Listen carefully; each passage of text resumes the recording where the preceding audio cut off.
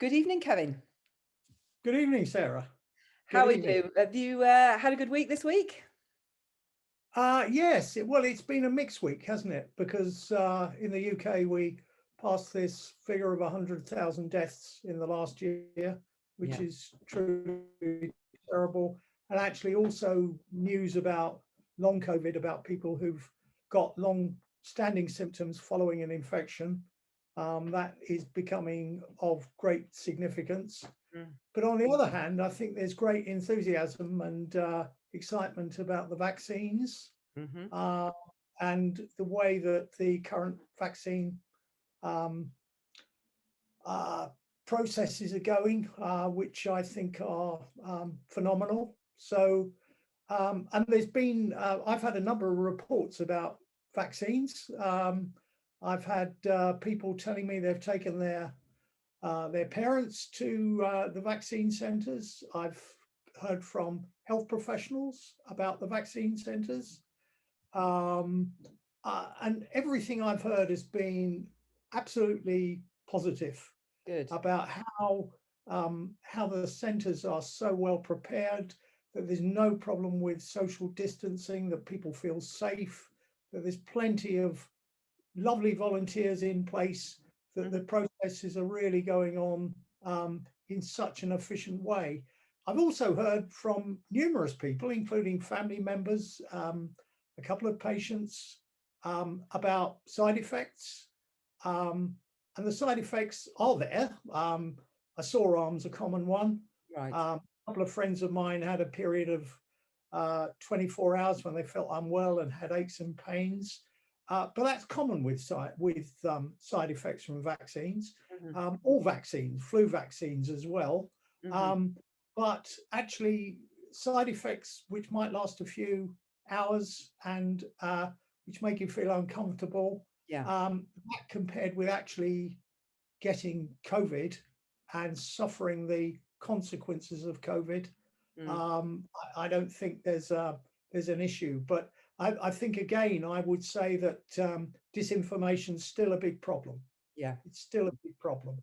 Mhm. So you've got to watch where you get your information from. But when I was growing up, I'm reminded now that I used to see a lot of kids in leg braces because they'd Mm. suffered poliomyelitis. Now, why is polio no longer a problem in the wide world? And it's no longer a problem in the wide world because of vaccinations. And there were some great things done 20, 30 years ago with a campaign called Polio Plus. Rotary International funded an enormous program of vaccinations in lower middle income countries. Hmm. And all those kids at that time who used to die or at best end up, very, very disabled in leg irons, you don't see them anymore. No. Not in low income countries by and large. And certainly you don't see them in Europe, do you? No. No, exactly. Exactly. Proves that. Testimony to vaccinations. And just one final thing, Yeah. although people are worried about the length of time it's taken to develop these vaccines, don't forget that we've been able to conduct a huge amount of research because of funding from all kinds of sources in a very short space of time. And actually, looking at the research that's been conducted, it's been a lot better in a way than all of the previous vaccinations because we've now got the benefit of laboratories of being able to recruit large numbers of volunteers to the programs, and the way that the results are analysed now is much better and more sophisticated. Hmm. So I personally, my evaluation of all that is that we've got nothing to fear from the short period of time that it's taken to validate the Mm. vaccine and to make sure they're safe and effective. Yep. And I can't really say any more about that. Just finally, it was Yep. interesting that a number of people have told me about vitamin D and said, I didn't realize I could be vitamin D deficient. And so I just reinforce that message that Yep. please get your vitamin D supplements over the Yep. winter. Go for the 10 micrograms to 25 micrograms dose. Don't waste a lot of money on, the very, very expensive high potency ones. Um, Obviously, if you've got a medical condition that necessitates that's fine. But by and large, supplements, certainly until May, and then we can get the benefit. Hopefully, we'll all be out and around and getting some sunshine. Fingers crossed. Fingers crossed. Yeah. Brilliant. Okay. Well, we've had great feedback from, our last week's video, and we've had lots of questions come in. So if we can just roll off a couple of questions, that'd be brilliant. Children are suffering. We had one lady message in saying that her daughter seems to be becoming a little bit paranoid about COVID. She's, extra washing of hands, etc., not wanting to go out, not wanting to mix at all, which obviously at the moment we're not supposed to be doing anyway. But she's starting to get a little bit worried as she doesn't even want to step out the door, So she wants to know if there's anything she can do to prevent this developing into what could easily become a phobia, maybe. Right. Well, that's a really good question. I think that the first thing that I will check out is what information does that child have in their minds. And don't forget, children have got access to social media, and there may be a lot of things that they've picked up on social media that they believe which are untrue. So there may be a lot of disinformation there. So I think the answer to that question is, first, I'd want to sit down with a child and find out what they actually believe about COVID. So once you've established that, and you've perhaps dealt with an issue of disinformation, I think the issue then is to desensitize, as you would desensitize an adult with a phobia. You do it in graduated doses of difficulty. You encourage the child to get out. Plenty of reinforcement for taking a step forward and so on, and just keeping in mind all the time that you've got to continue to have a calm, measured conversation. There is no point in getting angry and upset and demanding anything of a child. It's got to be a process, as you would with any adult. It's got to be a process of collaboration. But I'd say that the first thing to do, really important, is to actually understand what's going on in the child's mind and what information they have. Because although COVID is a terrible condition, it appears that children, particularly young children, don't really get seriously ill. The numbers of cases of children becoming seriously ill is very, very small, and they're children with serious underlying health problems. So children, very fortunately, seem to be spared from this condition. So obtain what you can of the child's beliefs and knowledge, and then you can perhaps give them some reassuring information about their particular safety. Just on that, children sometimes worry about carrying COVID, which of course they can, and then transmitting it to granddad or grandma. So you've actually got to try and find out whether that is a belief and a problem that underlies the difficulties going out. So I think, without commenting on an individual case any further, I think that's in general my approach. Talking is the key. Yeah. Okay, another question that's come in. Go back to the vaccines that you mentioned earlier. This week we're hearing more and more about new vaccines coming in, and we're going to be spoilt for choice soon enough. Somebody wants to know which is the best vaccine that is available now, and can they actually choose which one they have? Well, the first thing to say is that all the vaccines that have been authorized, emergency authorization at the moment, all those vaccines are safe and they're all effective. There's only two actually in the UK which are actually being used. That's the Pfizer-BioNTech vaccine and the AstraZeneca vaccine. Now, there are pros and cons with both of those, but the answer is no, you can't choose. You get what's available. And when I queued up for my vaccine, and a couple of friends of mine who are doctors and nurses, when they queued up for theirs, they said, "I'll take whatever you've got."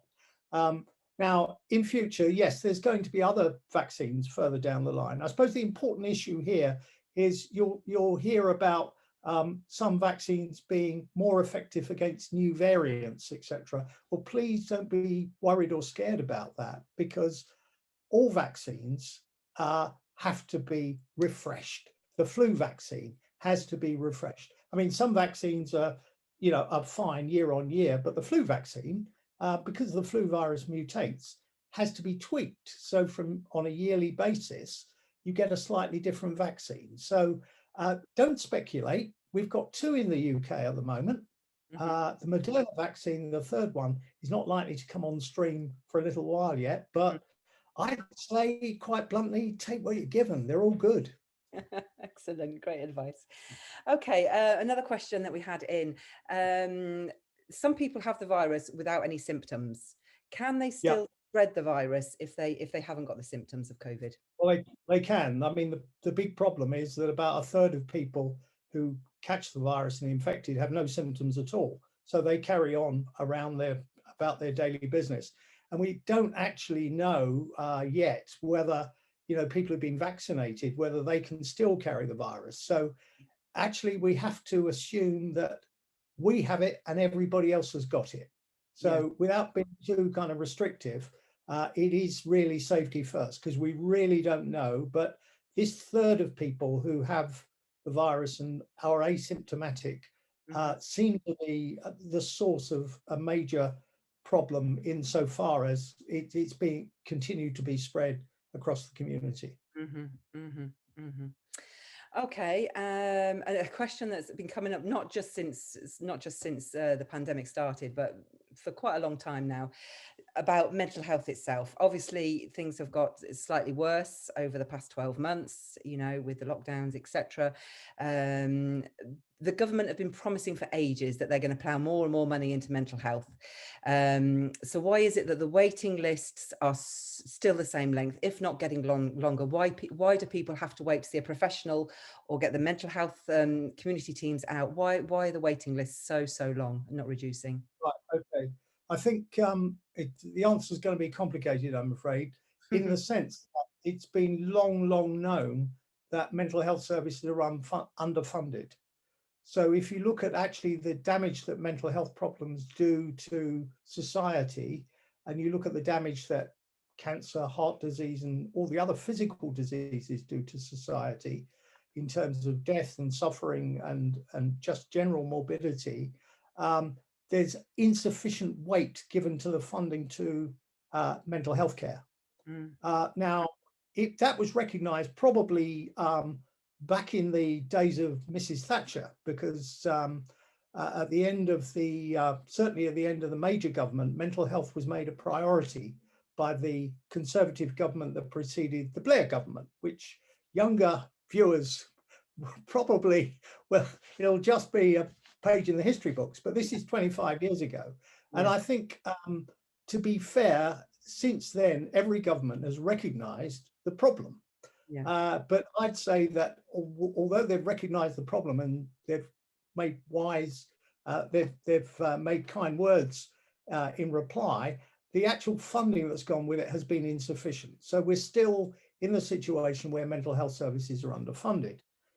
Now, it is true that more money has gone into mental health services. There's no doubt about that whatsoever. The problem is deeper, in the sense that it takes 6 years to train a doctor. It takes another 6 years or so before you've got a competent psychiatrist. It takes 3 years to train, or 4 years sometimes, to train a mental health nurse. And then that mental health nurse has to get background experience.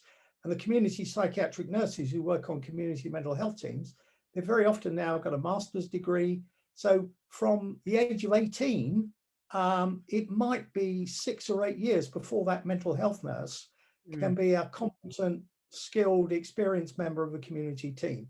So the background to the problem is, even if you double the budget today, you've still got to have enough mental health professionals available to deliver the services. So services are under stress at the moment because of the pandemic, because face-to-face contact is very difficult, although that does happen.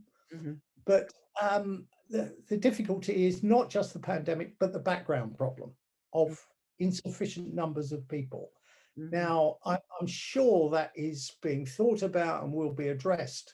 But by the time we get mental health teams of a size and, with a skill base that's going to be able to deal with mental health problems, we will, I think, my own feeling about this is it's going to be a decade or more before we begin to see change, because you've got to train psychiatrists, psychologists, nurses, occupational therapists. And sorry, my apologies, you know, there are other members of the community mental health teams and all mental health teams other than psychiatrists and psychologists, occupational therapists, nurses. They're all valuable in their own way, and they all fit together as part of a totality of care. So medicines will help you, psychological therapy will help you, the skills of a nurse will help you, the expertise of an occupational therapist with activities of daily living and the more broad rehabilitation efforts. All those are going to be of great assistance, but you can't magic them up from nowhere.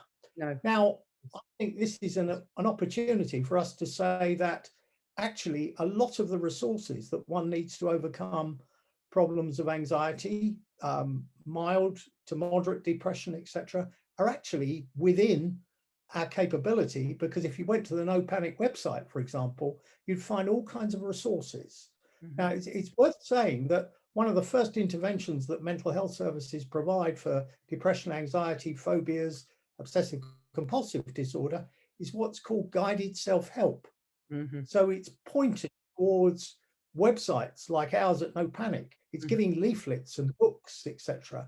So the point I'm making is that if you have a problem, a mental health problem, the reality is that you will have to wait for decent assessment and treatment if you go to mental health services. But many problems will be very responsive to the more simple, straightforward interventions. And then the other side of things is an organization like No Panic will often provide time and space for someone with long-standing problems to be able to talk to someone and to receive compassion and kindness and care, and probably some very helpful practical advice. Now, that's not available as a first-line treatment on the NHS.